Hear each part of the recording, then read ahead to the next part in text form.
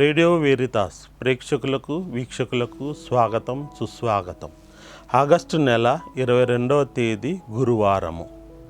ఈ దినమున సువిశేషంలో మనము యేసు ప్రభు ఒక ప్రవక్త అని మనం గమనిస్తూ ఉన్నాము. ప్రవక్త అనగా ప్రవచనాలు చెప్పడం. ప్రవచనాలు చెప్పడం అంటే జరగబోవు భవిష్యత్తు గురించి చెప్పటమే ప్రవచనము. ఈ ప్రవచనాలు చెప్పేది ప్రవక్త. ప్రవక్త లక్షణాలు ప్రవచనాలు చెప్పడము, భవిష్యత్తును ఉద్దేశించి భవిష్యత్తులో జరగబోయేటటువంటి విషయాలు తెలియజేయటము. అయితే యేసు ప్రభు జరగబోతున్నటువంటి విషయాలను ఉపమాన రీతిలో యేసు ప్రభు ఒక ప్రవక్తగా ప్రబోధిస్తూ ఉన్నారు. ఒక రాజు తన కుమారుడి పెళ్లి విందు ఏర్పాటు చేసినారు. తన కుమారుని పెళ్లి విందుకు రమ్మని సేవకుల్ని పంపించారు. వాళ్ళందరూ ఆహ్వానింపబడినటువంటి వారు పనుల వలన వారు సతమతమవుతూ వారు రాలేకపోయినారు, రావద్దని కూడా అనుకున్నారు. అయితే ఈ రాజు తన కుమారుడి పెళ్లి విందుకి రమ్మని సేవకుల్ని పంపించారు. అయితే ఆహ్వానించినటువంటి వారు సేవకులు వచ్చి తమను ఆహ్వానించినటువంటి వారిని కొట్టారు, కొంతమందిని చంపేసినారు, కొంతమందిని ఇబ్బందుల పాలు చేసినారు. ఈ విషయం తెలుసుకున్నటువంటి రాజు ఆ పట్టణాన్ని తగలబెట్టించాడు.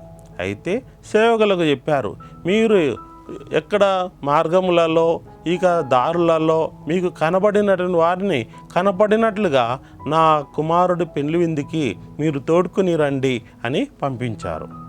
అయితే ప్రియ స్నేహితులారా, ఈ ఉపమానాన్ని మనం అర్థం చేసుకుందాం. ఇక్కడ రాజు అంటే పరలోక తండ్రి, రాజు యొక్క కుమారుడు అంటే దైవ కుమారుడు అయినటువంటి యేసుక్రీస్తు. పెండ్లి అనేది మెస్సయ పట్టాభిషేకము. ఈ పట్టాభిషేకానికి రమ్మని దేవుడు పరలోక తండ్రి తన సేవకుల్ని 2 బృందాలుగా పంపించారు. మొదటి బృందం వారు పాత నిబంధనకు చెందినటువంటి ప్రవక్తలు, ఇక 2వ బృందానికి చెందినటువంటి వారు అపోస్తులు. అయితే ఈ 2 బృందాల వారిని ఆనాటి ప్రజలైనటువంటి ఆహ్వానింపబడినటువంటి ఇశ్రాయేలు ప్రజలు ఈ ప్రవక్తలను అపోస్తులను కొట్టి చంపారు. దీనికి పర్యవసానంగా రాజు కోప్పడి ఆ పట్టణాన్ని తగలబెట్టించినాడన్నటువంటి సంగతిని యేసు ప్రభు ప్రవచనం చెబుతున్నారు. క్రీస్తు శకము 70వ సంవత్సరంలో యెరూషలేము నగరము తగలబెట్టబడి నాశనం చేయబడి పతనమైనది. ఈ యొక్క విషయాన్ని యేసు ప్రభు ఉపమాన రీతిగా రాబోతున్నటువంటి సంఘటన గురించి జరగబోతున్నటువంటి విషయం గురించి యేసు ప్రభు ఉపమాన రీతిగా బోధించారు. కనుక ప్రియ స్నేహితులారా, కనపడిన వారిని కనపడినట్టే వారిని ఈ పెళ్లి విందుకు తోడుకొని రండి అన్నారు. అయితే ఎవరు వారు అంటే ఎవరైతే అన్యులని పరిగణించినారో, ఎవరైతే పాపులని, అనర్హులని, అయోగ్యులని పరిగణించినారో వారందరూ పెళ్లి విందుకు రాబడినారు. అంటే దీని అర్థమేమి? ఇక్కడికి పెళ్లికి వచ్చినటువంటి వారందరికీ ఈ యొక్క విందులో పాల్గొన్నారు. ఈ విందులో పరలోక రాజ్య విందులో రాజకుమారుని యొక్క పెళ్లి విందులో వీళ్ళందరూ పాల్గొన్నారు. అయితే ఇక్కడ వివాహం అందరూ పెళ్లి విందులో పాల్గొన్న వారందరికీ వివాహ వస్త్రము వసగబడింది. అయితే ఈ యొక్క విందు జరిగేటటువంటి సమయంలో రాజు ఆ విందుశాలలోకి వెళ్ళి వారిని అందరినీ గమనిస్తూ ఉన్నారు. అయితే ఆ పెళ్లికి వచ్చినటువంటి వారందరిలో ఒకడు వివాహ వస్త్రము లేకుండా ఉన్నాడు. దీన్ని రాజు గమనించి వివాహ వస్త్రము ఎక్కడా అని అడిగినారు. మనకు ఇక్కడ కొంత తికమక పడుతూ ఉంటాము. అందరినీ వీధుల్లో కనపడిన వారిని, బజార్లలో, సందులలో ఎక్కడ కనపడినా అక్కడ వాళ్ళందరినీ అన్యులుగా, అయోగ్యులుగా, అనర్హులుగా, పాపులుగా పరిగణించిన వారందరూ వచ్చినారు. ఇంకా ఈ వివాహ వస్త్రం ఏంది అని అనుమానం మనకు ఈ సందేహం కలగవచ్చు.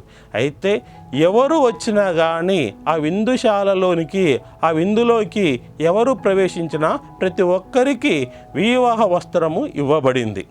ఆ వివాహ వస్త్రాన్ని అందరూ ధరించినారు, ఒకడు మాత్రము దాన్ని ధరించలేదు. కనుక అప్పుడు రాజు వచ్చి వివాహ వస్త్రము ఎక్కడా అని అడిగాడు. ప్రియ స్నేహితులారా, మనం పరలోక విందు అనేది పెళ్లి రాజకుమారుని యొక్క పెళ్లి విందు అంటే మనకు దివ్య ప్రసాదము. దివ్య సప్రసాదాన్ని స్వీకరించడానికి మనం ఆదివారం దివ్య బలి పూజలో దివ్య సప్రసాదాన్ని స్వీకరించడానికి దివ్య పూజలో పాల్గొనడానికి నానా రకమైనటువంటి వారందరూ ఎవరైతే మేము యోగ్యులము, ఎవరైతే మేము అసలైనటువంటి క్రైస్తవులము అని చెప్పుకునేవారు ఆదివారం దివ్య పూజలో పాల్గొనలేకపోతూ ఉన్నారు. ఇక సేవకులు పంపించిన కానీ వారు సేవకులను కూడా విస్మరించడము.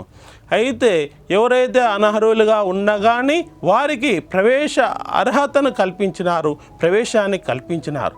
వారు కూడా దైవరాజ్యంలో ప్రవేశించినారు, శ్రీసభలో కూడా ప్రవేశించినారు. యేసు ప్రభు అందరినీ ఆదరించినారు. యేసు ప్రభు మెస్సయాగా ఎవరి ఎడల ఎటువంటి వివక్ష చూపించకుండా అందరి ఎడల సమాన దృష్టితోటి తన కృపా కాపుదలతోటి అందరికీ దైవరాజ్యంలో అనగా శ్రీసభలో ప్రవేశించేటటువంటి అవకాశం ఇచ్చారు. అయితే ఈ వివాహ వస్త్రము లేనటువంటి వారిని అక్కడ రాజు ప్రశ్నించినట్లుగానే ఈ దినమున ప్రభు ప్రశ్నిస్తూ ఉన్నారు. మరి నువ్వు వివాహ విందులోకి వచ్చినప్పుడు, వివాహ విందులో పాల్గొనేటప్పుడు వివాహ వస్త్రం ఇచ్చారు కదా అంటే, మరి నీవు ఈ దివ్య సప్రసాదంలో పాల్గొనడానికి వచ్చినప్పుడు, దివ్య పూజలో పాల్గొనడానికి వచ్చినప్పుడు పశ్చాత్తాపం అనేది, మారు మనసు అనేది, హృదయశుద్ధి అనేది కలిగి ఉండాలి. కానీ హృదయశుద్ధి కలిగి ఉండకుండా, మారు మనసు లేకుండా, పరిశుద్ధత లేకుండా అయోగ్యుడిగా దివ్య సప్రసాదాన్ని స్వీకరించినట్లు అవుతుంది. కనుక ప్రియ స్నేహితులారా, ఇక్కడ మనకు దేవుడు ఇచ్చినటువంటి పరలోక విందే, తన రాజకుమారునిక పెండ్లి విందే ఈనాడు మనకు దివ్య బలి పూజ, దివ్య సప్రసాదం. ఆ దివ్య సప్రసాదాన్ని స్వీకరించడానికి దేవుడు మనలందరినీ యోగ్యులుగా చేసినారు. యోగ్యత దేవుడు ఇచ్చినా కానీ మన వ్యక్తిగతంగా మనమే అనర్హులుగా వివాహ వస్త్రాన్ని తీసివేస్తున్నాం. కనుక దివ్య పూజలో పాల్గొనేటప్పుడు నీవు ఆయత్తపడాలి. ఆయత్తపడేటటువంటి అవకాశం దేవుడు ఇచ్చాడు. నీవు ఆయత్తపడకుండా ఆ వివాహ విందులో పాల్గొంటే దేవుడు ఖండిస్తాడని మనం గుర్తుపెట్టుకోవాలి. ఆమేన్.